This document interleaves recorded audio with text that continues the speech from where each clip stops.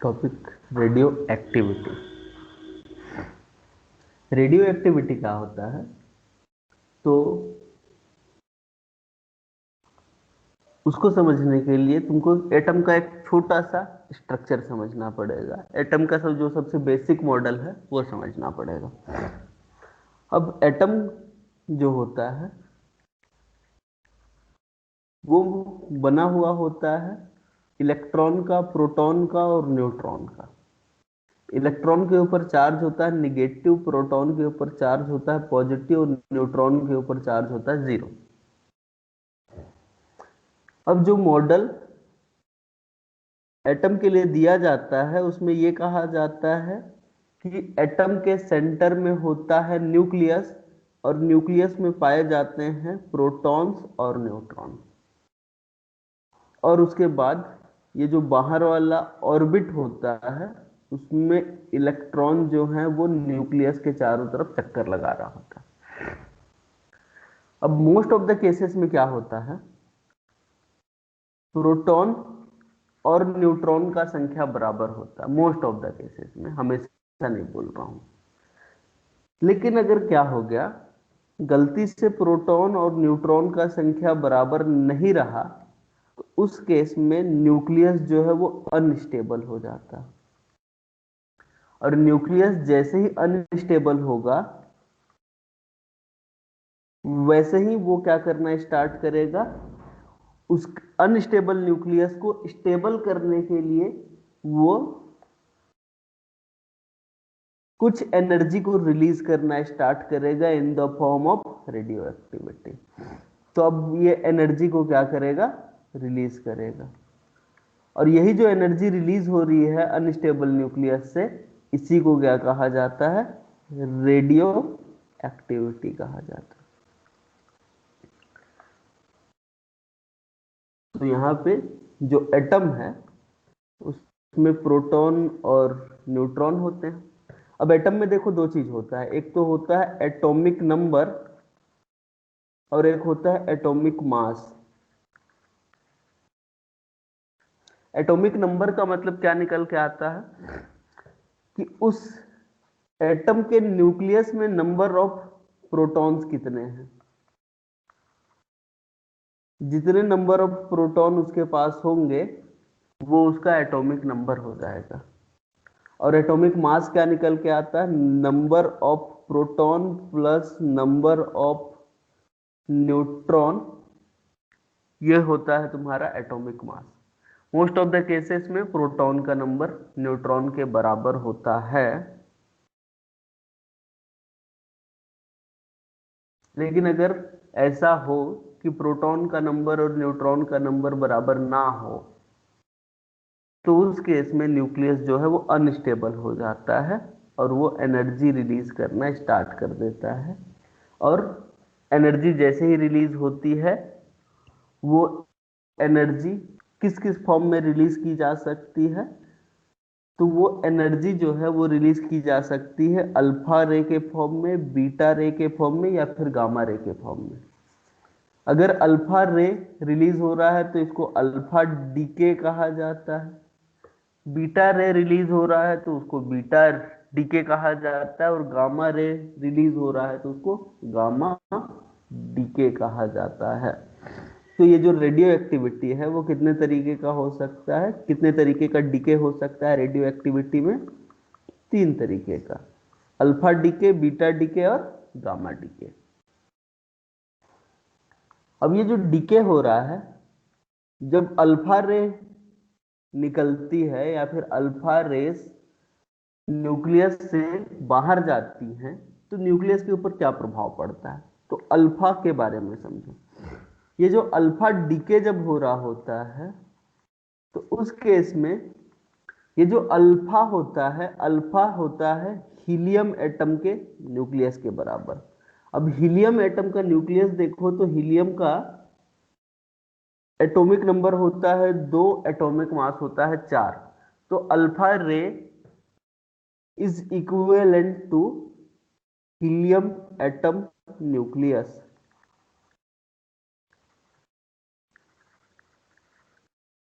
अब इससे समझो, अगर कोई एक पार्टिकल अल्फा रे को रिलीज कर रहा है, तो अल्फा रे को रिलीज करने का मतलब है कि वो हीलियम को रिलीज कर रहा है।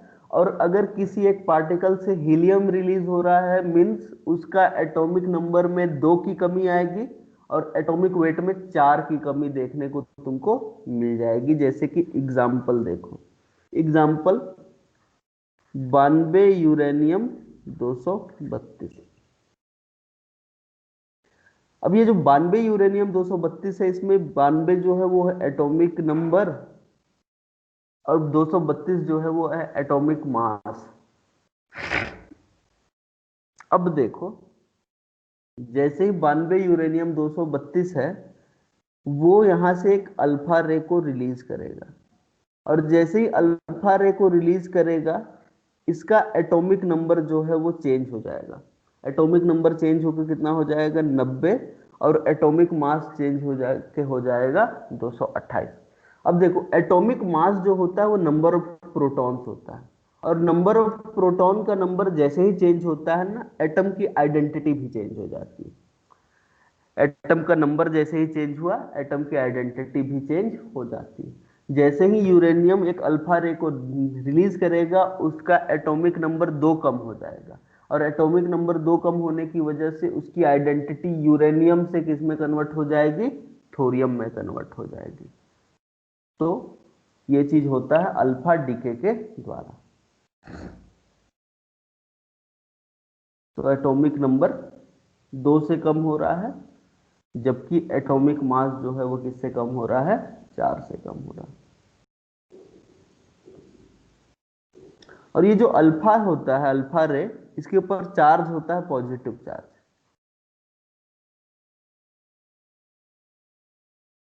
अल्फा रे के ऊपर कौन सा चार्ज होता है? पॉजिटिव चार्ज होता है। अब ये तो अल्फा डीके की बात हो गई। अल्फा के अलावा बीटा डीके भी हो सकता है। अब ये जो बीटा होता है ना, इसको नेगेट्रॉन भी बोलते हैं। क्या बोलते हैं हम लोग? नेगेट्रॉन बोलते हैं। और ये जो नेगेट्रॉन होता है, उसको कुछ ऐसे रिप्रेजेंट किया जाता है, बीटा -1 0। अब जब कोई एक मॉलिक्यूल क्या करेगा? बीटा रे रिलीज करेगा। कौन सा मॉलिक्यूल बीटा रे रिलीज कर रहा है? तो कार्बन 14। जो कार्बन 14 होता है ना, वो कौन सा रे रिलीज करता है? बीटा रे रिलीज करता है। और जैसे ही वो बीटा रे रिलीज करता है, वो किस में कन्वर्ट हो जाता है? वो कन्वर्ट हो जाता है नाइट्रोजन में। तो जैसे ही बीटा रे रिलीज होता है, तो बीटा रे के रिलीज होने की वजह से, बीटा रे का डिके होने की वजह से एटॉमिक मास पे तो कोई फर्क नहीं पड़ता है।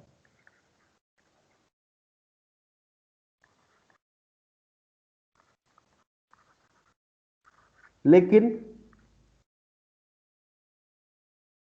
एटॉमिक नंबर जो होता है वो चेंज हो जाता है।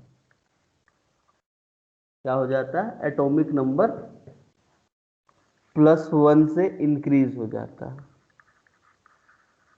जैसे कि कार्बन 6 था, जैसे ही उसने बीटा रे को एमिट किया, वो नाइट्रोजन 7 में कन्वर्ट हो जाता है जब भी बीटा डीके होता है। तो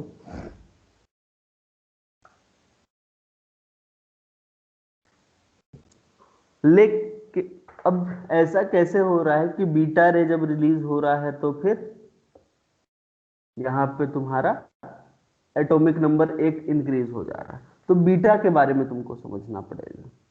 देखो, सबसे पहली बात, इलेक्ट्रॉन, प्रोटॉन, न्यूट्रॉन। कार्बन 14 की बात करते हैं हम। अभी थोड़ी देर पहले ही हमने क्या बोला कि ये जो एटॉमिक नंबर होता है वो होता है नंबर ऑफ प्रोटॉन।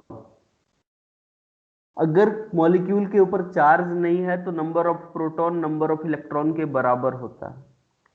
और एटॉमिक मास जो होता है वो किसके बराबर होता है? प्रोटॉन और न्यूट्रॉन के टोटल के बराबर होता है। प्रोटॉन का नंबर 6 है, न्यूट्रॉन का नंबर तुम आराम से क्या कर सकते हो? निकाल सकते हो। तो न्यूट्रॉन का नंबर कितना निकल के आ जाएगा? 8। तो अब देखो, प्रोटॉन का नंबर और न्यूट्रॉन का नंबर बराबर बराबर नहीं है। मतलब इस केस में जो नाइट्रोजन का न्यूक्लियस है वो क्या है, अनस्टेबल है। ठीक बात। लेकिन ये जो न्यूट्रॉन होता है ना, इसको और फर्दर तोड़ा जा सकता है। किसमें तोड़ा जा सकता है, पॉजिट्रॉन में और नेगेट्रॉन में। पॉजिट्रॉन के पास पॉजिटिव चार्ज होता है, नेगेट्रॉन के पास नेगेटिव चार्ज होता है। अब देखो यहां से जैसे ही क्या हो जाएगा, बीटा रे निकलेगा। बीटा रे निकलने का मतलब है नेगेट्रॉन को क्या कर दिया जाएगा, रिलीज कर दिया जाएगा। और नेगेट्रॉन जब न्यूक्लियस से रिलीज हो जाएगा तो न्यूक्लियस में बचेगा क्या, पॉजिट्रॉन बचेगा। और ये पॉजिट्रॉन किसके जैसे बिहेव करने लग जाएगा, ये पॉजिट्रॉन बिहेव करने लग जाएगा प्रोटॉन के जैसे।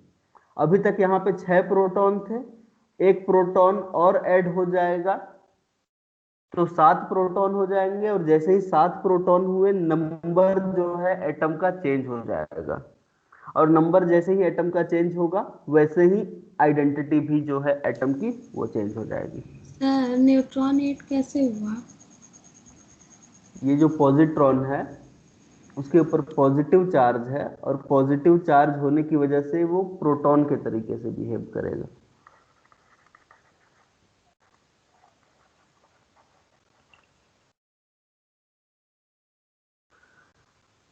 पॉजिट्रॉन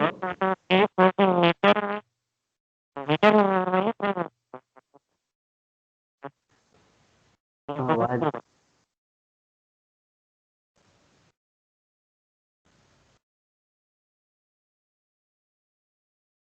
सर नेचर में जो C14 वो नॉर्मली प्रेजेंट होते हैं। हाँ, नेचर में carbon 12, carbon 13, carbon 14 naturally present होते हैं, और वो बॉडी में इनकॉर्पोरेट भी हो रहे होते हैं, सर इसीलिए। जो हम मतलब ये स्पेसिफिक होते हैं या फिर कोई भी मॉलिक्यूल अल्फा या फिर बीटा को डीके को इमिट कर सकता है? नहीं, स्पेसिफिक होते, कुछ स्पेसिफिक मॉलिक्यूल ही हैं जो अल्फा और बीटा रे को इमिट करते हैं।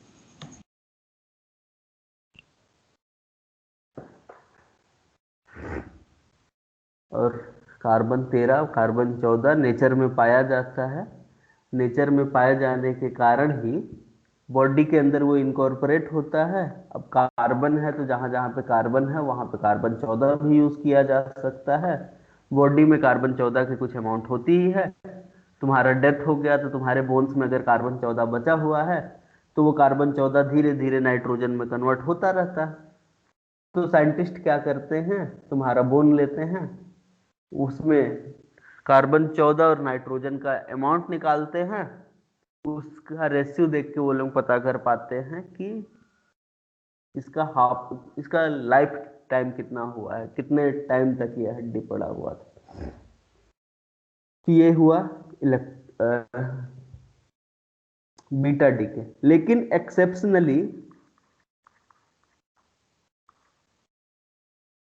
एक्सेप्शनली क्या हो सकता है, नेगेट्रॉन के जगह पे कभी कभी हम लोग पॉजिट्रॉन को रिलीज कर देते हैं बीटा डीके के दौरान। Exceptionally positron type of decay can be seen. बहुत ही एक्सेप्शनली केसेस में पॉजिट्रॉन को रिलीज किया जा सकता है। अब जैसे ही पॉजिट्रॉन को रिलीज करेंगे, वहां पे नेगेट्रॉन बच जाएगा, और वो नेगेट्रॉन जो है वो प्रोटॉन के चार्ज को कैंसिल आउट कर देगा। और जैसे ही उसको कैंसिल आउट किया जाएगा, एटॉमिक नंबर जो है वो 1 से कम हो जाएगा।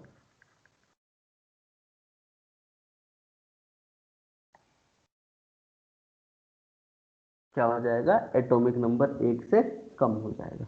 जैसे कि फॉर एग्जांपल एक हाइपोथेटिकल एटम को ले लेते हैं। मान लेते हैं इस हाइपोथेटिकल एटम का एटॉमिक नंबर 10 है और एटॉमिक मास 18 है। इसने बीटा रे को एमिट तो किया है, लेकिन बीटा रे एमिट हो रहा है तो यहां से नेगेट्रॉन की जगह पे क्या रिलीज हो रहा है, पॉजिट्रॉन रिलीज हो रहा है। अब पॉजिट्रॉन के ऊपर पॉजिटिव चार्ज होता है, पॉजिटिव चार्ज को क्या कर दिया गया, रिलीज कर दिया गया। पॉजिटिव चार्ज रिलीज होने के बाद यहाँ पे बच गया नेगेट्रॉन। और ये जो नेगेट्रॉन बचा हुआ है यहाँ पे, ये नेगेट्रॉन के ऊपर नेगेटिव चार्ज है, जो कि प्रोटॉन के पॉजिटिव चार्ज को क्या कर देगा, न्यूट्रलाइज कर देगा, जिसके कारण प्रोटॉन की संख्या एक कम हो जाएगी, और प्रोटॉन की संख्या कम होने की वजह से उसका एटॉमिक नंबर जो है वो कम हो जाएगा। लेकिन एटॉमिक मास पे कोई फर्क पड़ेगा क्या? कोई फर्क नहीं पड़ेगा। तो तुम लोग को एक्सेप्शनल केस से तो ज्यादा कोई मतलब है नहीं, तुम लोग को नॉर्मल केस से ज्यादा मतलब है। लेकिन क्वेश्चन में अगर पूछ लिया है कि एक्सेप्शनली कभी कभी ऐसा हो सकता है, उस केस में एटॉमिक नंबर डिक्रीज हो जाएगा, कम हो जाएगा। तो ये हुआ तुम्हारा बीटा डीके की बात। बीटा डीके के बाद गामा डीके भी होता है। और ये जो गामा डीके होता है ना गामा के पास ना तो एटॉमिक नंबर होता है, ना तो एटॉमिक मास होता है। तो अगर कोई एक मॉलिक्यूल गामा रे को एमिट कर रहा है, जैसे कि ए है, अगर ये गामा रे को एमिट कर भी रहा है तो उसके एटॉमिक नंबर पे और एटॉमिक मास पे कोई फर्क नहीं पड़ेगा। एक चीज का फर्क पड़ेगा कि यहां से गामा रे निकल रहे हैं, और गामा रे एनर्जी का फॉर्म होता है, तो वहां से एनर्जी निकल रही है। क्या होगा? गामा के पास ना तो उसका एटॉमिक नंबर होता है, ना तो एटॉमिक मास होता है। कोई भी अगर मॉलिक्यूल गामा रे को एमिट करे तो no change in atomic number और एटॉमिक मास।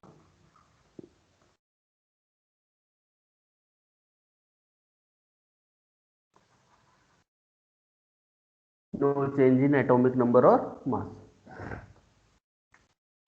ओनली एनर्जी रिलीज हो रही है। यहां से एनर्जी का अंतर पड़ेगा, इसके पास एनर्जी होगी ज्यादा, जबकि इसके पास एनर्जी थोड़ी सी कम हो जाएगी।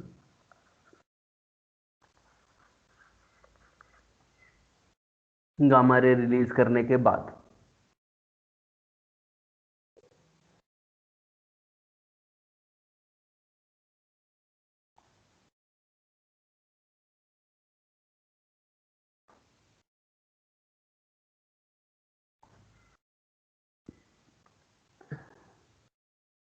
अब ये हो गया गामा डीके की बात।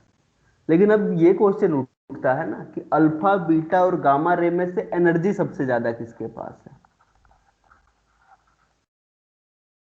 अब जो गामा रे होता है उसकी एनर्जी होती है सबसे ज्यादा, उसके बाद बीटा रे की, उसके बाद सबसे कम एनर्जी जो होती है वो अल्फा रे में होती है। अब अगर जिस रे के पास ज्यादा एनर्जी होगी, मतलब गामा रे के पास ज्यादा एनर्जी है, तो वो क्या कर सकता है, बॉडी को या फिर किसी मेटल को ज्यादा पिनिट्रेट कर सकता है, ज्यादा अंदर तक उसके जा सकता है। तो पिनिट्रेंस भी जो है उसका पैटर्न भी सेम यही निकल के आता है। एनर्जी का या फिर पिनिट्रेंस का पैटर्न सेम निकल के आता है। गामा की एनर्जी सबसे ज्यादा है तो वो ज्यादा अंदर तक पिनिट्रेट कर सकता है, उससे कम एनर्जी होती है बीटा की, तो वो उससे थोड़ा सा कम पिनिट्रेट कर पाएगा। अल्फा की एनर्जी होती है सब इन तीनों में सबसे कम, तो ये सबसे कम पिनिट्रेट कर पाएगा। लेकिन जब आयोनाइजिंग पोटेंशियल की बात करते हैं हम, आयोनाइजिंग पोटेंशियल का मतलब होता है कि नोबल गैसेस को आयोनाइज करने की क्षमता। तो यहां पे अल्फा के पास सबसे ज्यादा आयोनाइजिंग पोटेंशियल होता है, और उसके बाद बीटा के पास, और उसके बाद गामा के पास। तो this is the pattern of the ionising potential.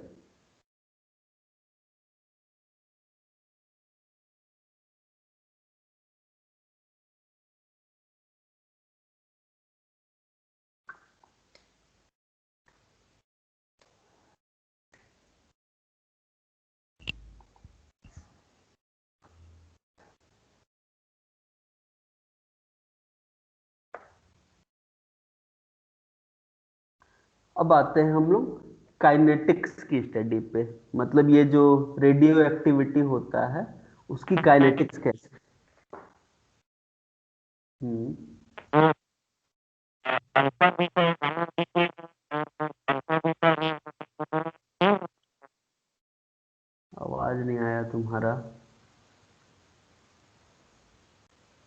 तुम्हारा आवाज गूंज रहा अल्फा है। बीटा रिंग और डीके होता है, हाँ, वो सेम होता है या फिर अलग अलग होता है?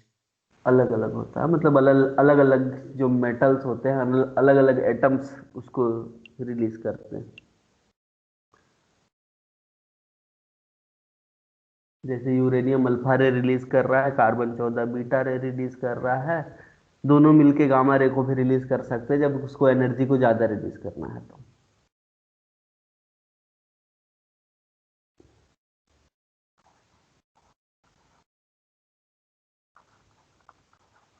अब आते हैं रिएक्शन काइनेटिक्स के ऊपर। और रिएक्शन काइनेटिक्स ये कहता है कि रेडियो एक्टिविटी जो है फर्स्ट ऑर्डर रिएक्शन है।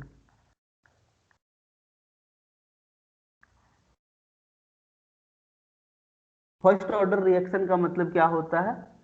फर्स्ट ऑर्डर रिएक्शन उन सभी रिएक्शन को कहा जाता है जिसमें जो अभिक्रिया का रेट होता है, रिएक्शन का रेट होता है, वो एक सबस्ट्रेट के कॉन्सेंट्रेशन के ऊपर डिपेंड करता है। तो अभिक्रिया का जो रेट है, रिएक्शन का रेट है, उसको हम लोग कैसे रिप्रेजेंट करते हैं? तो रिएक्शन के रेट को रिप्रेजेंट करने का सिंपल सा तरीका है dN/dt। अब तुम लोग को बचपन से इतना तो पता होगा, d/dt का मतलब होता है चेंज, और n का मतलब है यहाँ पे कॉन्सेंट्रेशन या फिर number of original radio activity, या फिर रिएक्शन का रेट बोल दो।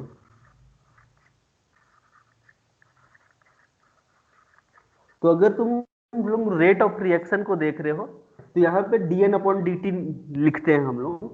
dN/dt का जो वैल्यू होता है, मतलब अभिक्रिया की जो दर होती है, वो डायरेक्टली प्रोपोर्शनल होती है नंबर ऑफ आइसोटोप्स के ऊपर, नंबर ऑफ ओरिजिनल आइसोटोप।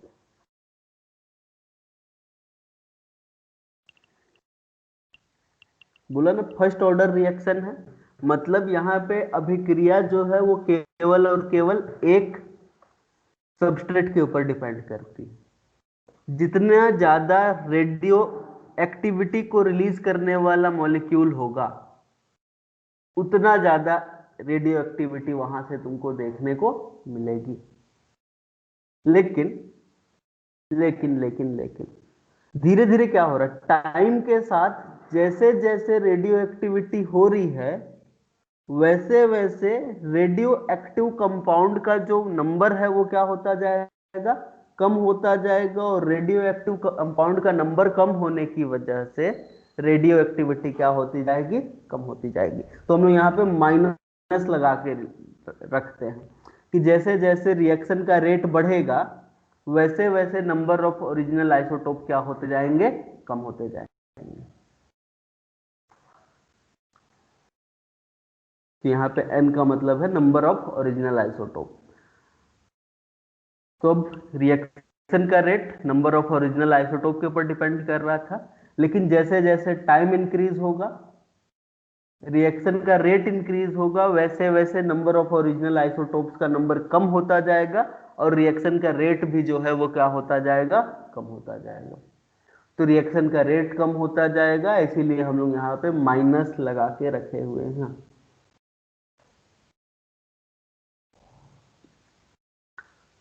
तो ये हुआ रेट ऑफ रिएक्शन की बात।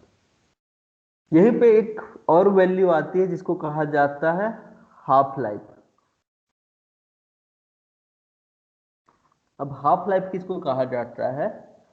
हाफ लाइफ वो टाइम होता है, हाफ लाइफ टाइम की वह मात्रा होती है जिसमें हमारा ओरिजिनल सबस्ट्रेट घट के आधा रह जाए, उसको हाफ लाइफ बोलते हैं हम। तो किसी सबस्ट्रेट को आधा होने में जितना भी टाइम जरूरी होता है उसको क्या कहा जाता है, हाफ लाइफ कहा जाता है। तो half life is time required to convert original material into half.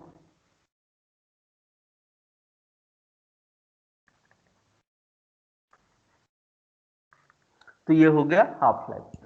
अब ये जो हाफ लाइफ होता है उसको रिप्रेजेंट करते हैं हम लोग ए से। हाफ लाइफ को रिप्रेजेंट किया जा रहा है ए से, और ये जो ए है वो दो चीजों के ऊपर डिपेंड करता है। किसके ऊपर डिपेंड करता है? एक तो तुम्हारा रेडियो एक्टिव कंपाउंड का ओरिजिनल मात्रा कितना था, और दूसरा लेमडा के ऊपर। आगे में माइनस अभी भी लगा हुआ है, क्योंकि जैसे जैसे ओरिजिनल आइसोटोप का नंबर कम होता जाएगा वैसे वैसे रेडियो एक्टिविटी जो है वो कम होती जाएगी। तो यहां पे लेमडा का मतलब होता है डिसइंटीग्रेशन कांस्टेंट। Disintegration constant. और n का मतलब होता है, मतलब ये वाला जो n लिखा हुआ है, नंबर ऑफ आइसोटोप। अब यहां पे मैं आइसोटोप्स लिख रहा हूं, आइसोटोप्स का मतलब तो समझ में आता है ना, समस्थानिक। आइसोटोप्स उनको कहा जाता है जिनका एटॉमिक नंबर तो होता है सेम,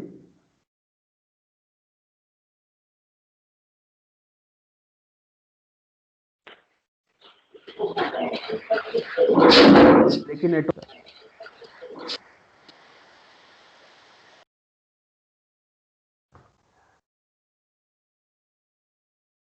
तो हाफ लाइफ दो चीजों के ऊपर डिपेंड कर रहा होता है। एक तो तुम्हारा डिसइंटीग्रेशन कांस्टेंट के ऊपर और n के ऊपर। n का मतलब है यहाँ पे नंबर ऑफ आइसोटोप। तो सिंपल सा चीज देख लो, डायरेक्टली प्रोपोर्शनल का वो चीज है हिसाब किताब। क्या बोल रहे हैं हम लोग? डायरेक्टली प्रोपोर्शनल का हिसाब किताब है। अगर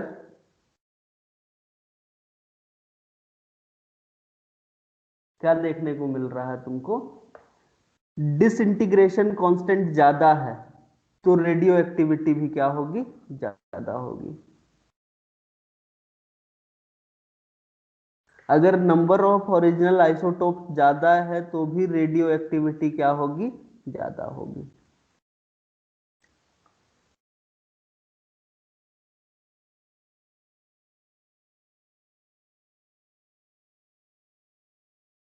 इसको हाफ लाइफ अभी मत लिखो, अभी इसको dn अपॉन dt ही लिखे रहो। सीधा सीधा बात, ऊपर वाला में हम लोग क्या कर रहे हैं, किए हैं, इस समानुपाती के चिन्ह को हटाए हैं तो यहाँ पे लेमडा आ गया है, और लेमडा को कहा जाता है डिसइंटीग्रेशन कांस्टेंट। तो रेट ऑफ रिएक्शन यानी कि रेडियो एक्टिविटी दो चीजों के ऊपर डिपेंड करती है, एक तो तुम्हारा लेमडा के ऊपर और एक n के ऊपर। अब हाफ लाइफ की बात करो तो देखो, जहां पे लेमडा ज्यादा होगा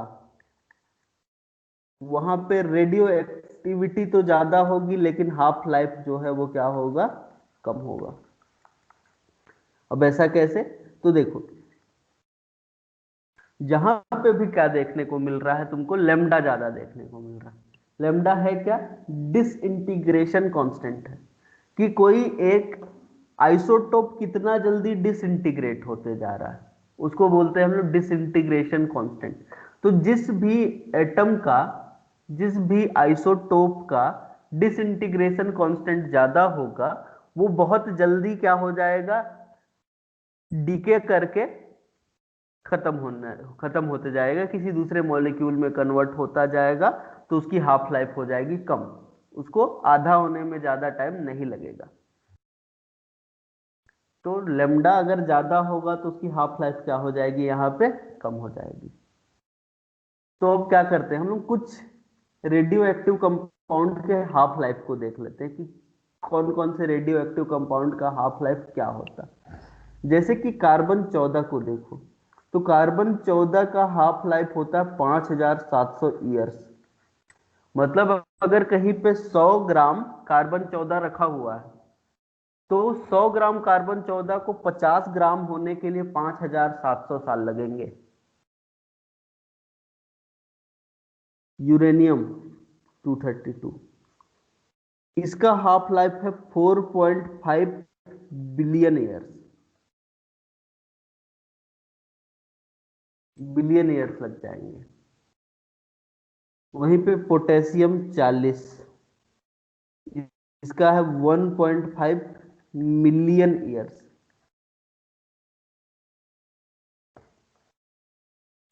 तो कार्बन 14 5700 साल लग जाता है, uranium 232 4.5 billion year, potassium 1.5 million year. लेकिन जब बायोलॉजिकल सैंपल की हम लोग बात करते हैं तो बायोलॉजिकल सैंपल या फिर बायोलॉजिकल एक्सपेरिमेंट करने के लिए हम लोग इतना टाइम वेट नहीं कर सकते, तो हम लोग कुछ ऐसे आइसोटोप्स को यूज करते हैं जिनकी हाफ लाइफ होती है कम, जैसे कि आयोडीन 131, इसकी हाफ लाइफ होती है ओनली 8 डेज। आयोडीन 131 की हाफ लाइफ होती है 8 डेज। ट्राइटियम मतलब हाइड्रोजन का जिसका मॉलिक्यूलर वेट 3 हो, इसको ट्राइटियम बोला जाता है। इसका हाफ लाइफ होता है 12.5 दिन, लगभग 12 दिन मान सकते हैं। फास्फोरस 35, इसका होता है 45 डेज।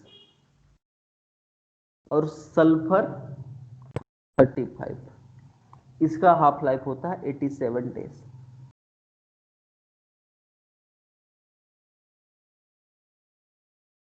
तो इनको हम लोग क्या करते हैं, बायोलॉजिकल सैंपल में यूज करते हैं ताकि हम लोग स्टडी कर पाए।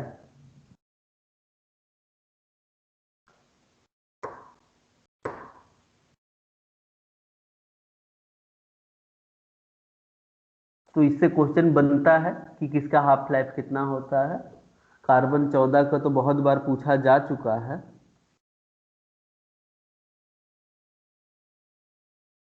अब ये सब चीजों के ऊपर पूछा जाता है,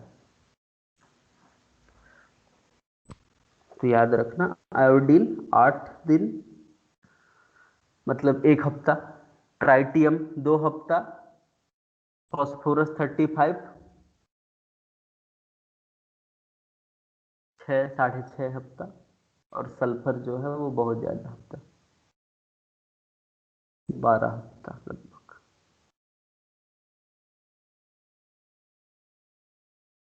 तो इस तरीके से ये हो गया कुछ आइसोटोप्स का हाफ लाइफ। अब अगर तुमको हाफ लाइफ पता हो तो तुम क्या कर सकते हो, ये पता लगा सकते हो कि उसकी एज क्या है। जैसे फॉर एग्जांपल तुमको एक पत्थर मिल गया और तुम ये जानना चाहते हो कि ये पत्थर कितना पुराना है, तो तुम क्या करोगे, उस पत्थर में 2 चीजों की स्टडी करोगे। एक तो कार्बन 14 है कि नहीं है तो कितना है, और दूसरा उसमें नाइट्रोजन 14 का अमाउंट कितना है। बस ये 2 चीजों की स्टडी कर लो। क्यों करना है स्टडी, क्योंकि थोड़ी देर पहले ही तुमने देखा है कि कार्बन 14 जो होता है वो बीटा रे रिलीज करता है, और बीटा रे रिलीज करने के बाद नाइट्रोजन 14 में कन्वर्ट हो जाता है। तो अगर किसी एक पत्थर में शुरू में 100% कार्बन 14 होगा तो धीरे धीरे टाइम के साथ वो कार्बन 14 किस में कन्वर्ट होता जाएगा, नाइट्रोजन 14 में कन्वर्ट होता जाएगा। और अगर तुमको पूरा चीज पता है कि कार्बन 14 कितना है उसमें और नाइट्रोजन 14 कितना है, तो तुम उसका अनुमानित तौर पे एज पता कर सकते हो। क्या कर सकते हो, एज पता कर सकते हो। तो जैसे तुमको पता चला कि ये पत्थर है, उसमें कार्बन 14 जो है वो है लगभग 25%, और नाइट्रोजन जो है वो है 75%। अब इससे तुमको क्या पता चलेगा, कुछ नहीं करना है, तुमको कार्बन और नाइट्रोजन का परसेंटेज को जोड़ देना है 100%, क्योंकि कभी ना कभी किसी जमाने में कार्बन 14 100% रहा होगा और वो फिर 50% हुआ होगा कार्बन 14, और बाकी 50% जो है वो किस फॉर्म में रिलीज हो गया होगा, 50% रिलीज हुआ होगा नाइट्रोजन 14 के फॉर्म में। फिर ये 25% कार्बन 14 में कन्वर्ट हुआ होगा, और इसका जो 25% है वो कौन से फॉर्म में रिलीज हो गया होगा, नाइट्रोजन 14 के फॉर्म में रिलीज हो गया होगा। और अभी तुरंत थोड़ी देर पहले हमने पढ़ा कि हाफ लाइफ कार्बन 14 का जो है वो है 5700 ईयर। कितना है? 5700 ईयर हाफ लाइफ। तो सिंपल सा चीज है ना, देखो यहाँ 100 से लेके 50 हुआ, मतलब आधा हो गया है क्वांटिटी, और क्वांटिटी आधा होने में कितना साल लगा होगा? 5700 ईयर लगा होगा। यहाँ पे भी 50 से 25 हो गया है, मतलब क्वांटिटी आधा हुआ है, यहाँ पे भी 5700 ईयर लगा होगा, यानी कि 5700 प्लस 5700, इसको जोड़ दोगे तो तुम्हारा एज निकल के आ जाएगा कि कितना पहले यहाँ पे 100% कार्बन 14 हुआ करता था, तो वो एज हो जाएगा रॉक का। तो ये 11400 साल पुराना सैंपल हो सकता है। तो इसका एज क्या निकल के आ जाएगा? एज निकल के आ जाएगा 11400 ईयर ओल्ड। बात समझ में आया? इसीलिए यहाँ पे अब देखो, तुम चाहो तो इसको जोड़ भी सकते हो कि कार्बन 14 अभी कितना बचा हुआ है? 25%। 25% नाइट्रोजन 14, 50% नाइट्रोजन 14, मतलब कि 50 और 25 मिलके 75% हो गया तुम्हारा नाइट्रोजन 14, और 25% अभी भी बचा हुआ है तुम्हारा कार्बन 14। इस तरीके से तुम हाफ लाइफ निकाल सकते हो। तो चलो एक क्वेश्चन करो। एक रॉक है और रॉक में 6% कार्बन 14 प्रेजेंट है, तो उसका एज क्या होगा?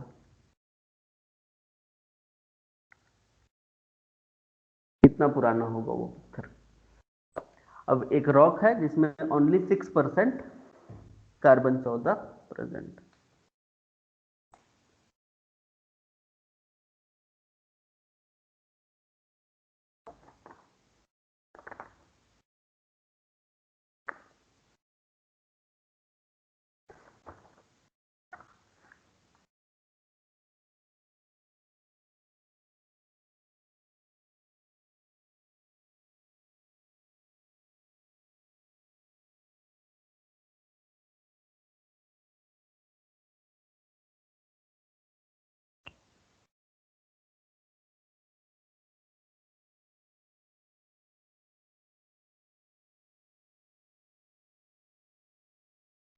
सर 22,800। एकदम एग्जैक्टली? हाँ एकदम एग्जैक्टली? सर, वो लास्ट में क्या होगा ना कि मतलब लास्ट में 6 नहीं आएगा, 6.25 ही आएगा ना ब्रेक डाउन करने पे, और तो उसमें यही आ रहा है। 6% आ रहा है, मतलब 2.5% और कम हुआ है, तो थोड़ा सा और ज्यादा टाइम लगेगा, मतलब 22,800 से थोड़ा सा ज्यादा, हाँ। जो भी ऑप्शन मिलेगा वो। तो देखो क्या हुआ है, जब कार्बन 14 को निकालना है तो अभी 6% बचा है। किसी जमाने में 100% होगा, 100 से 50 हुआ होगा, 50 से 25 हुआ होगा, 25 से 12.5 हुआ होगा, और 12.5 से 6.25 हुआ होगा। हर बार हाफ होने के लिए 5700 ईयर तो लगेंगे ही लगेंगे। तो 5700 को जोड़ दो 4 बार, लेकिन 6.25 है, और 6.25 से 6% होने के लिए यहाँ पे भी कुछ टाइम लग जाएगा।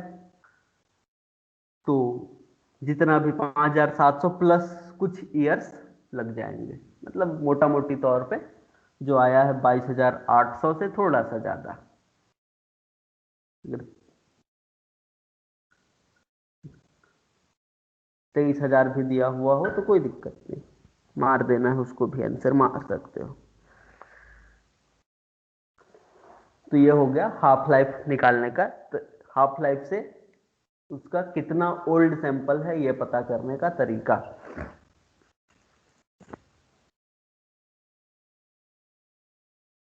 अब आते हैं हम रेडियो एक्टिविटी को मेजर करने पे।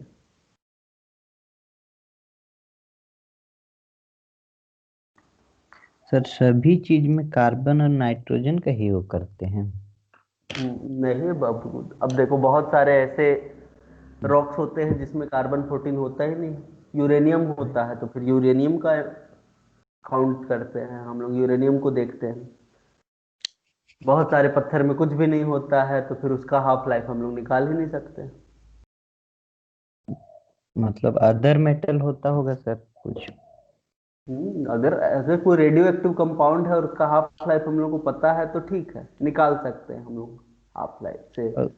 केवल सर सिलिका होगा तो जैसे रेत वेत का नहीं होगा निकाल तो उसका क्या? नहीं निकाल सकते हैं, रेडियो एक्टिव कंपाउंड तो होना चाहिए।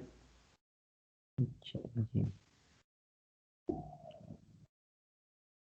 जैसे कि सिंपल सा चीज देखो, दो तरीके का चट्टान पढ़ते हैं हम लोग, दो तरीके की रॉक्स, एक होती इग्नियस रॉक और एक होती सेडिमेंट्री रॉक। इग्नियस रॉक वो रॉक होती है जो कि ज्वालामुखी के फटने की वजह से लावा निकलता है, और वो लावा जो है वो ठंडा होकर जो चट्टान में कन्वर्ट होता है उसको हम बोलते हैं इग्नियस रॉक।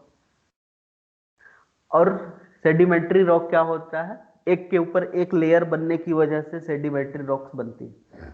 अब जो इग्नियस रॉक होता है उसके पास फॉसिल नहीं पाया जाता, इग्नियस रॉक के पास फॉसिल नहीं पाया जाता है, क्योंकि जब लार्वा उतना गर्म होगा, कोई फॉसिल होगा भी तो जल के खत्म हो जाएगा, तो उसके पास फॉसिल पाया नहीं जाता, लेकिन उसके पास यूरेनियम पाया जाता है। तो तुम उसका रॉक का एज तो निकाल सकते हो कि कितना एज पहले ये इग्नियस रॉक बना होगा, लेकिन सेडिमेंट्री रॉक पे जब जाओगे तो सेडिमेंट्री रॉक में यूरेनियम भी नहीं पाया जाता है या फिर कोई दूसरा रेडियो एक्टिव कंपाउंड नहीं पाया जाता है, तो तुम उस सेडिमेंट्री रॉक का एज नहीं निकाल सकते हो। फिर तुमको बोन्स में देखना पड़ेगा, अगर बोन्स में अगर कोई कार्बन 14 है तब तुम उसकी स्टडी करोगे। तो ये सब चीज है जो करना पड़ेगा, तो बहुत सारा स्टडी करना पड़ेगा, उसके बाद ही तुम उसका एज बता पाओगे कि कितना पुराना हो सकता है ये चीज। अब आते हैं हम लोग measurement of radio activity.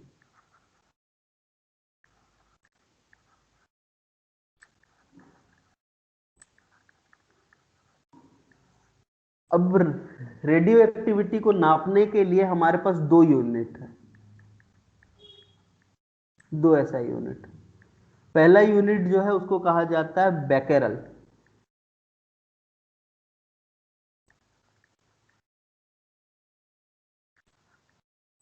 Short में इसको लिखते हैं BQ। अब ये जो बेकेरल होता है, एक बेकेरल का मतलब होता है एक डिसइंटीग्रेशन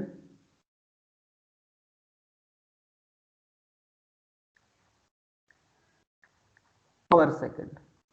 मतलब अगर कोई एक रेडियो एक्टिव कंपाउंड एक सेकेंड में एक ही बार डिसइंटीग्रेट हो रहा है, एक ही बार डीके कर रहा है, तो वो एक बेकेरल के बराबर होता है। तो ये हो गया, या फिर इसी को एक काउंट पर सेकेंड लिख सकते हैं हम लोग। तो एक बेकेरल का मतलब एक DPS मतलब डिसइंटीग्रेशन पर सेकेंड, या फिर एक काउंट पर सेकेंड CPS भी लिख सकते हैं। तो अगर कोई एक रेडियो एक्टिव कंपाउंड एक सेकेंड में एक ही बार डिसइंटीग्रेट हो रहा है, मतलब एक बेकेरल, उसकी यूनिट हो जाएगी। लेकिन बेकेरल के अलावा एक और यूनिट होता है जिसको कहा जाता है क्यूरी, जो कि मैडम क्यूरी के नाम पे रखा गया है, CI। अब एक क्यूरी का मतलब होता है 3.7 इंटू 10⁻10 डिसइंटीग्रेशन पर सेकेंड। एक curie is equals to 3.7 into 10⁻10 disintegration per second होता है। तो अगर कहा जा रहा है ना कि यूरेनियम की रेडियो एक्टिविटी 2 क्यूरी है, 2 क्यूरी का मतलब हो जाएगा 2 into 3.7 into 10⁻10 disintegration per second. कहानी समझ में आया? तो ये हो गया तुम्हारा रेडियो एक्टिविटी का मेजरमेंट। बेकेरल मतलब एक काउंट पर सेकेंड, क्यूरी मतलब 3.7 इंटू 10⁻10 CPS। अब ये रेडियो एक्टिविटी को मेजर करने की दो यूनिट्स हो गई।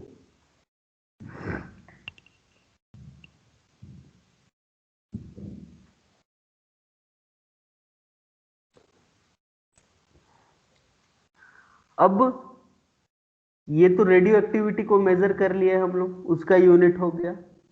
लेकिन रेडियो एक्टिविटी का कुछ मात्रा जो है वो हमारे मतलब अगर हम लोग एनिमल्स के केस में बात करें या फिर प्लांट्स के केस में करें, तो कुछ amount of the radio activity absorb कर लिया जाता है। तो वो एब्जॉर्प्शन यूनिट्स क्या होती हैं? अगर तुम ये स्टडी कर रहे हो कि किसी एक ह्यूमन को एक्सपोज किया जा रहा है रेडियो एक्टिविटी से, तो कितना अमाउंट उसकी बॉडी के अंदर डिपॉजिट हो जाएगा, उसको कहा जाता है एब्जॉर्प्शन यूनिट। इस चीज को लिख लेते हैं। एब्जॉर्प्शन यूनिट कब नापते हैं? Amount of radiation which deposited in tissue या फिर सैंपल। टिश्यू में या फिर सैंपल में कितना रेडिएशन डिपॉजिट हो जाता है रेडियो एक्टिविटी से एक्सपोज करने के बाद, कितना रेडिएशन को एब्जॉर्ब कर लिया जाता है, उसको कहा जाता है एब्जॉर्प्शन यूनिट। दो एब्जॉर्प्शन यूनिट है हम लोग के पास, एक है रेड और दूसरा है grey. Most of the cases में रेड यूज किया जाता है, कुछ केसेस में ग्रे को भी यूज किया जाता है। रेड का मतलब क्या है? एक रेड इज इक्वल्स टू होता है एक अर्ग of energy deposited in 1 gram tissue. अगर टिश्यू के सैंपल में 1 ग्राम टिश्यू है तुम्हारे पास, तो 1 ग्राम टिश्यू को जब तुम रेडियो एक्टिविटी से क्या करो, एक्सपोज करो, तो वो उसके अंदर एक अर्ज एनर्जी को क्या कर दिया जाएगा, डिपॉजिट कर लिया जाएगा। और एक अर्ग को अगर तुम जूल में कन्वर्ट करोगे तो ये निकल के आएगा 1 × 10⁻⁻7 जूल।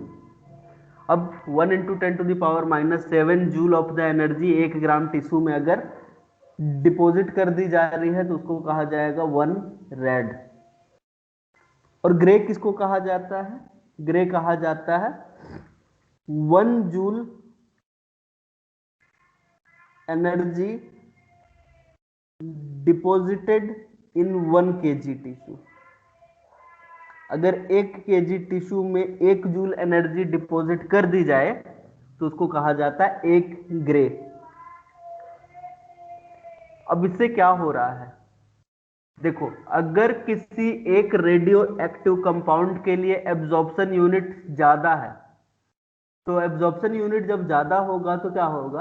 अगर कोई एक इंसान रेडियो एक्टिव कंपाउंड के संपर्क में आ गया और संपर्क में आने के बाद पता चला कि यहाँ पे एब्जॉर्प्शन यूनिट ज्यादा है, तो उसका जो एनर्जी है वो तुम्हारे बॉडी में स्टोर होता जा रहा है। अब देखो, जब 1 जूल एनर्जी स्टोर हुआ तो चलो कोई दिक्कत नहीं, लेकिन अगर बहुत ज्यादा एनर्जी तुम्हारी बॉडी में स्टोर होगा तो तुम्हारी बॉडी जलना स्टार्ट हो जाएगी। क्या होना स्टार्ट हो जाएगा? जितनी ज्यादा एनर्जी तुम्हारी बॉडी में डिपॉजिट होने लग जाएगा, उससे तुम्हारी बॉडी जो है वो जलना स्टार्ट हो जाएगी, और ऐसी बर्निंग होगी जो बहुत ज्यादा पेनफुल होगा और बहुत जल्दी ठीक भी नहीं होगा। क्योंकि होगा क्या कि रेडियो एक्टिविटी की वजह से रेडियो एक्टिव कंपाउंड का जो एनर्जी है वो तुम्हारे अंदर आ गया है, और अंदर आने की वजह से तुम्हारा टिश्यू अंदर अंदर से क्या होता जाएगा, जलता चला जाएगा। इसीलिए जब रेडियो एक्टिव कंपाउंड लीक हो जाता है ना, तो वहां से पूरे पॉपुलेशन को हटा दिया जाता है।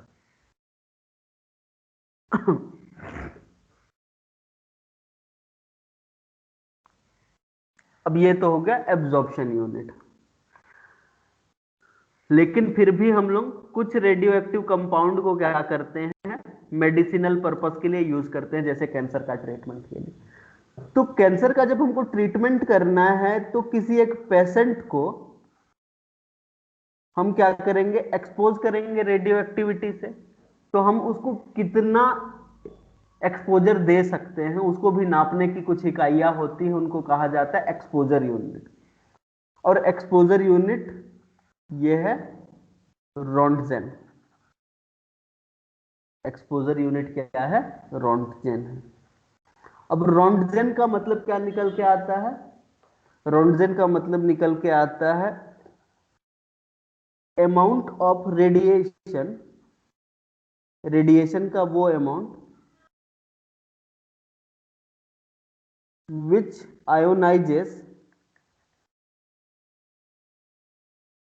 1.6 into 10 to the power minus 12 ions pair in 1 centimeter cube।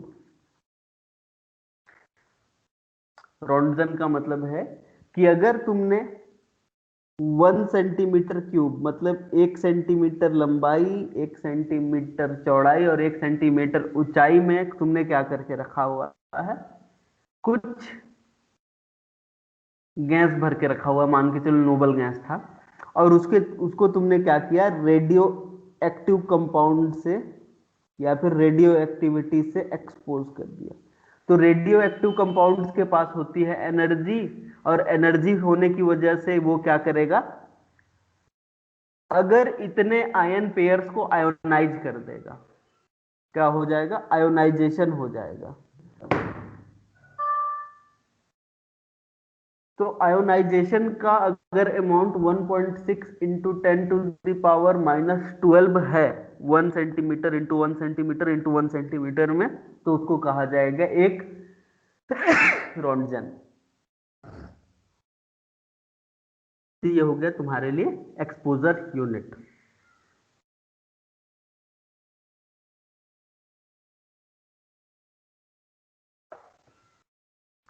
अब इन 5 तरीकों से तुम चाहो तो क्या कर सकते हो, रेडियो एक्टिविटी को मेजर कर सकते हो। पहला तरीका जो था उसको हमने बेकेरल बोला, मतलब 1 डिसइंटीग्रेशन पर सेकेंड। दूसरे को हमने क्यूरी बोला, 3.7 into 10 to the power 10 disintegration per second. फिर एब्जॉर्प्शन यूनिट में आ गए, एक रेड मतलब 1 अर्ग एनर्जी 1 ग्राम टिश्यू में, और उसके बाद ग्रे जिसको हमने बोला 1 जूल एनर्जी 1 किलो टिश्यू में।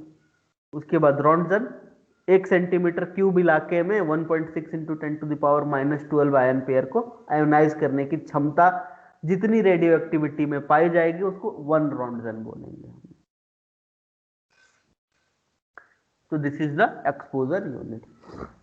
अब नेक्स्ट बात ये आता है कि हम रेडियो एक्टिविटी को डिटेक्ट कैसे करें। तो रेडियो एक्टिविटी का डिटेक्शन,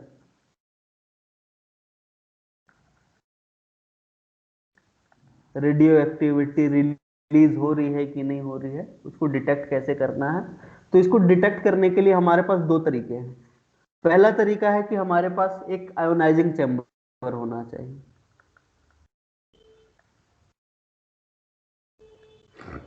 और आयोनाइजिंग चैम्बर का नाम है जीएम चैम्बर, जिसको गिगर मुलर चैम्बर भी कहा जाता है।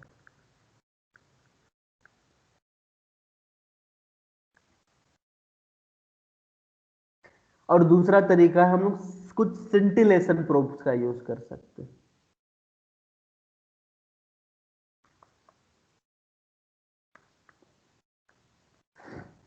हम कुछ सिंटिलेशन प्रोब्स का यूज कर सकते हैं। तो पहले हम लोग जीएम चैम्बर या फिर जीएम काउंटर के बारे में समझते हैं कि जीएम काउंटर क्या होता है और किस सिद्धांत पे काम कर रहा होता है। तो पहले हम लोग जीएम काउंटर या फिर जीएम चैम्बर की बात कर रहे हैं। अब ये जीएम चैम्बर क्या है, कैसे काम करता है।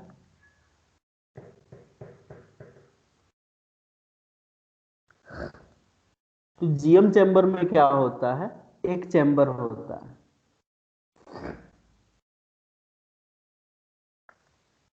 कुछ ऐसा। इस चैम्बर के अंदर क्या होता है, एक इलेक्ट्रोड कनेक्टेड होता है।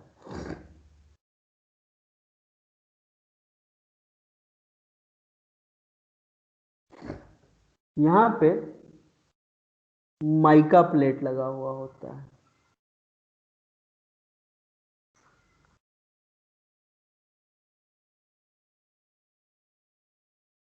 और इस चैम्बर के अंदर तुम क्या करके रखते हो, गैस भर के रखते हो।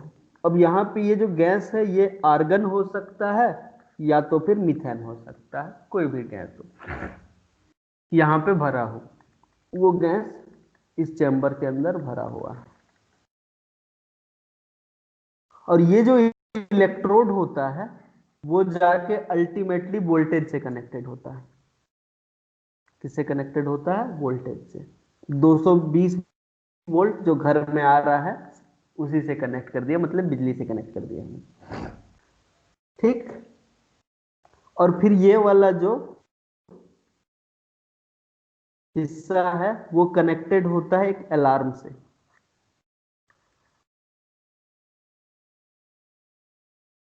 और फिर बाकी ये जो है वो कनेक्टेड होता है किससे? वापस इस चैम्बर से।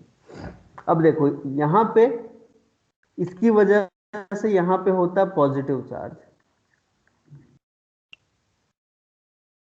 अब अलार्म बजने के लिए ये जरूरी है कि देखो कनेक्शन तो कंप्लीट है नहीं, यहां पे हम लोग का कनेक्शन कंप्लीट है क्या? कनेक्शन कंप्लीट नहीं है। कैसे कंप्लीट नहीं है? तो देखो यहां पे बिजली से कनेक्शन है, ठीक है। ये जो पॉजिटिव वाला चार्ज है वो निगेटिव वाले चार्ज से कनेक्टेड तो है ही नहीं ना, बीच में क्या है? गैसेस भरी हुई है। अब गैसेस इलेक्ट्रिसिटी को तभी पास करेंगी जब उसके ऊपर क्या आएगा? चार्ज आएगा। तो अब यहां पे क्या होगा? देखो अब इस चीज को तुमने क्या कर दिया है, जहां पे तुम्हारा लैब है, जहां पे रेडियो एक्टिविटी पे काम चल रहा है या फिर रेडियो एक्टिविटी को डिटेक्ट करना है, वहां पे इसको तुम लेके गए। अगर यहां पे रेडियो एक्टिविटी होगी तो ये रेडियो एक्टिविटी माइका प्लेट को पार करके कहां आ जाएगी? अंदर आ जाएगी। और अंदर आने के बाद वो क्या कर देंगे? जो यहाँ पे गैस है उसको आयोनाइज कर देंगे। और गैस जैसे ही आयोनाइज होगा वो लोग क्या करेंगे? इलेक्ट्रॉन रिलीज कर देंगे। और इलेक्ट्रॉन रिलीज करने की वजह से यहाँ पे जो सर्किट है वो क्या हो जाएगा? कंप्लीट हो जाएगा। और जैसे ही सर्किट कंप्लीट होगा अलार्म जो है वो बज जाएगा। तो जब तक रेडियो एक्टिविटी यहाँ पे नहीं होगी, आर्गन और मेथेन जो है वो नॉन आयोनाइज्ड फॉर्म में रहेंगे, अलार्म नहीं बज रहा होगा। लेकिन जैसे ही रेडियो एक्टिविटी का लीकेज हुआ, अब ये रेडियो एक्टिविटी में अल्फा बीटा या फिर गामा कोई भी रे हो सकता है। रेडियो एक्टिविटी का जैसे ही लीकेज होगा वो अंदर आएगा, नोबल गैसेस को आयोनाइज कर देगा, और नोबल गैसेस को आयोनाइज करने की वजह से सर्किट कंप्लीट हो जाएगा, और सर्किट कंप्लीट होने की वजह से अलार्म बजना स्टार्ट हो जाएगा।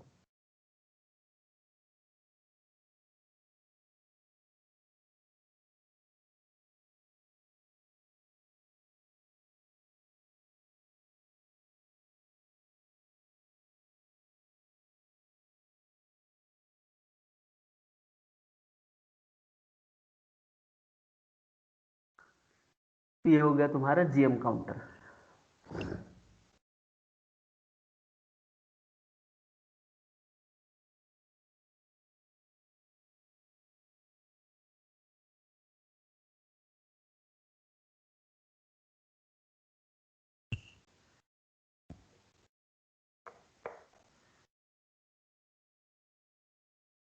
ठीक, तो ये हो गया तुम्हारे जीएम काउंटर की बात। जीएम काउंटर के बाद सिंटिलेशन सर प्रोब। थोड़ा सा स्लाइड ऊपर कर दीजिए ना।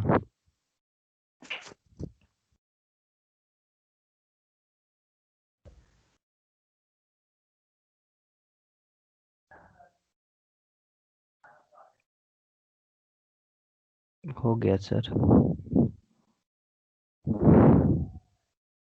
ये हो गया तुम्हारे जीएम काउंटर के बाद।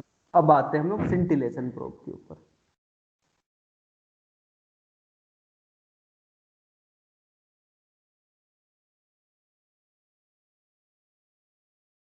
तो पहले सिंटिलेशन प्रोब का बात समझो।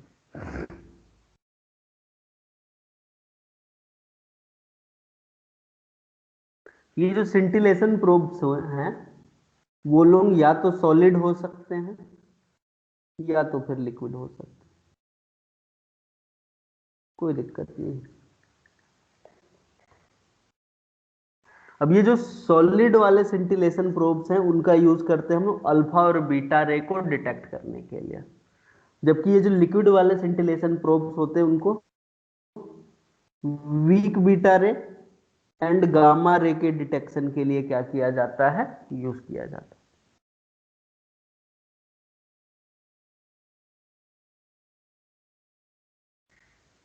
अब ये सिंटिलेशन प्रोब होते क्या, तो सिंपल सा चीज समझो, सिंटिलेशन प्रोब्स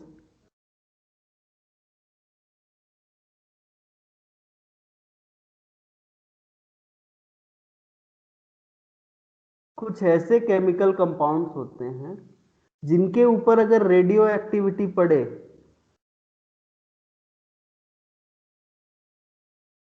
तो ये सिंटिलेशन प्रोब क्या करेंगे, लाइट इमिट करते हैं। वो भी लाइट जो होगा वो विजिबल रेंज में होगा, विजिबल लाइट को क्या करेंगे ये लोग एमिट करेंगे। यहीं पे एक फोटो डिटेक्टर लगा हुआ होगा। फोटो डिटेक्टर का काम होता है लाइट को डिटेक्ट करते रहना, जैसे ही इसको लाइट मिलेगा वैसे ही सिग्नल जनरेट हो जाएगा कि हाँ रेडियो एक्टिविटी निकल रही है। तो सिंटिलेशन प्रोब रेडियो एक्टिविटी को एब्जॉर्ब करके विजिबल लाइट एमिट करते हैं।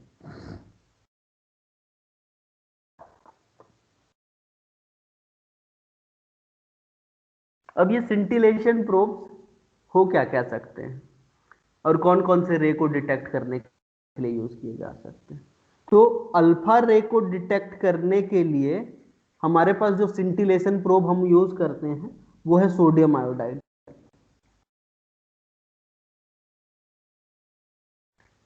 अल्फा रे को डिटेक्ट करने के लिए सोडियम आयोडाइड सिंटिलेशन प्रोब का यूज किया जाता है।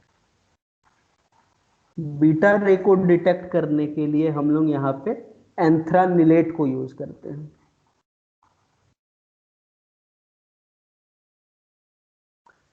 एंथ्रानिलेट is used for the beta ray detection. और गामा रे के डिटेक्शन के लिए हम लोग यहाँ पे जिंक सल्फाइड का यूज करते हैं।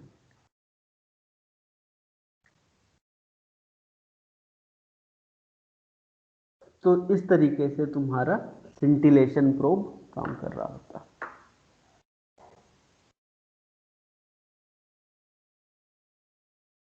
हर एक सिंटिलेशन प्रोब अलग अलग कलर की लाइट को एमिट करेगा और अलग अलग तरीके की लाइट को एमिट करने की वजह से फोटो डिटेक्टर डिटेक्ट करके बता सकता है कि कौन से तरीके का रेडिएशन है यहाँ पे। तो this are the scintillation probe.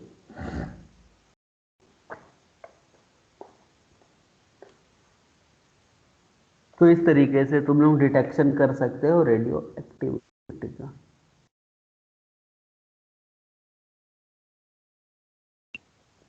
अब आते हैं हम लोग एप्लीकेशन पार्ट के ऊपर कि हम लोग यूज कहाँ कहाँ कर सकते हैं रेडियो एक्टिविटी को। तो पहला एप्लीकेशन है मेटाबॉलिक पाथवे का डिटेक्शन।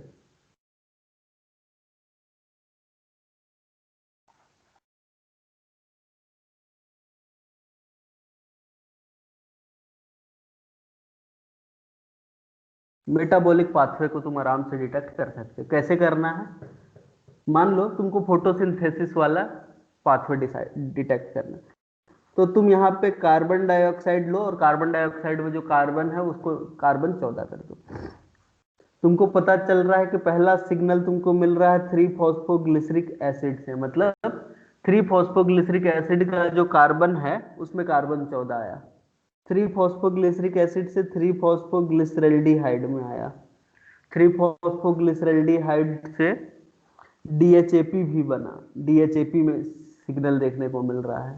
फिर तुम्हारा सिग्नल देखने को मिल रहा है फ्रक्टोज 1,6-बिस्फॉस्फेट में। फिर तुमको देखने को मिल रहा है ग्लूकोज 6-फॉस्फेट में। फिर मिल रहा है ग्लूकोज में।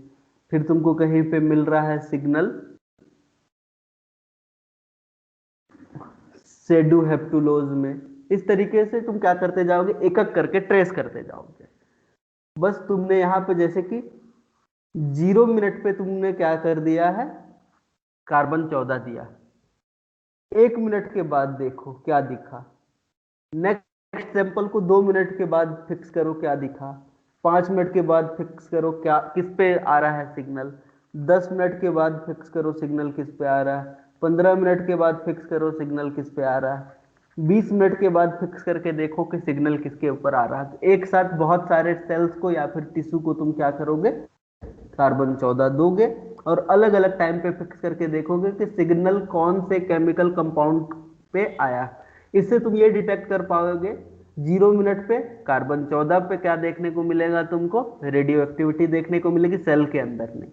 फिर बाद में पता चल रहा है 1 मिनट के बाद 3 फॉस्फोग्लिसरिक एसिड बन रहा है, वो भी सेल के अंदर, जिसमें कार्बन 14 प्रेजेंट है। मतलब जाहिर सी बात है ये कार्बन 14 मतलब कार्बन डाइऑक्साइड को यूज करके ही ये 3 फॉस्फोग्लिसरिक एसिड बना होगा। फिर 2 मिनट बाद पता चला कि 3 फॉस्फोग्लिसरल्डिहाइड में भी सिग्नल मिलना स्टार्ट हो गया। तो ये पता चल जाएगा कि यही 3 फॉस्फोग्लिसरिक एसिड से ही 3 फॉस्फोग्लिसरल्डिहाइड बना होगा। फिर डीएचएपी पे मिलना स्टार्ट हो गया सिग्नल, तो तुमको ये पता चल जाएगा 3 फॉस्फोग्लिसरल्डिहाइड से डीएचएपी बन रहा है। तो इस तरीके से तुम मेटाबॉलिक पाथवे का डिटेक्शन कर सकते हो। रिया के लिए यूज किया जा सकता है। रिया याद है ना, रेडियो इम्यूनो एसे।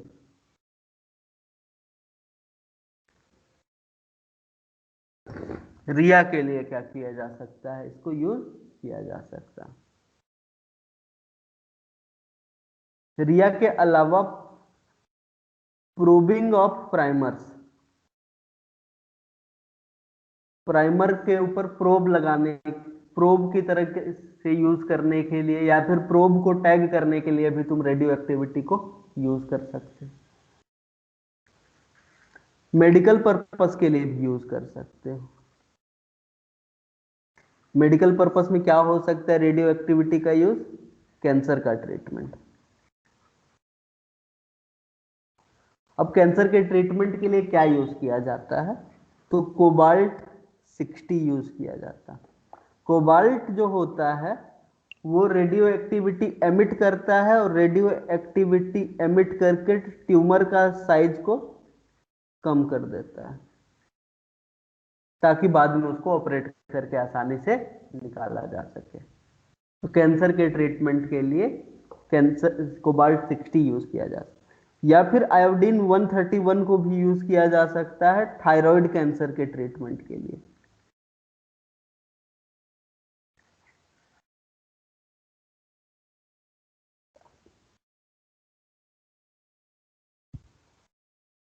तो कोबाल्ट 60 बॉडी में जहां पे ट्यूमर है वहां पे तुम क्या कर दो, उसको कोबाल्ट 60 से एक्सपोज करवा दो ताकि ट्यूमर का साइज कम हो जाए।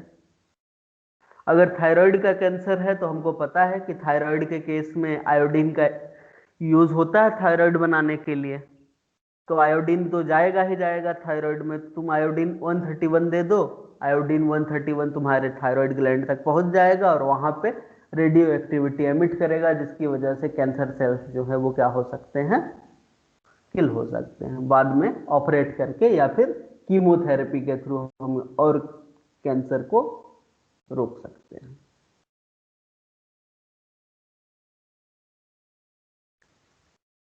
गामा रे का यूज कर सकते हैं फॉर किलिंग द वायरस, मतलब स्टेरिलाइजेशन के लिए यूज किया जा सकता है। या फिर जब तुम वैक्सीन बना रहे हो ना, तो वायरस क्या कर रहे हो, किल्ड वैक्सीन बना रहे हो और वायरस को तुमको मारना है तो तुम गामा रे का यूज कर सकते हैं। तो ये किलिंग द वायरस से तुम वैक्सीन बना सकते हो, डेड वैक्सीन, या तो फिर स्टेरिलाइजेशन कर सकते हो। वायरस को अगर वायरस का अगर इंफेक्शन है उसको स्टेरिलाइज करना है तो तुम गामा रे से उसको ट्रीट कर सकते हो। तुम वैक्सीन भी बना सकते हो गामा रे का यूज करके।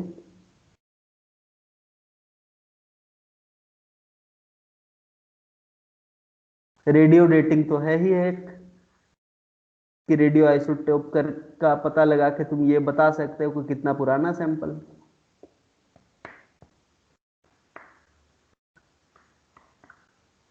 इतनी सारी चीजें हैं जो तुम पता लगा सकते हो रेडियो एक्टिविटी का यूज करते हुए। तो ये हो गया रेडियो एक्टिविटी, खत्म।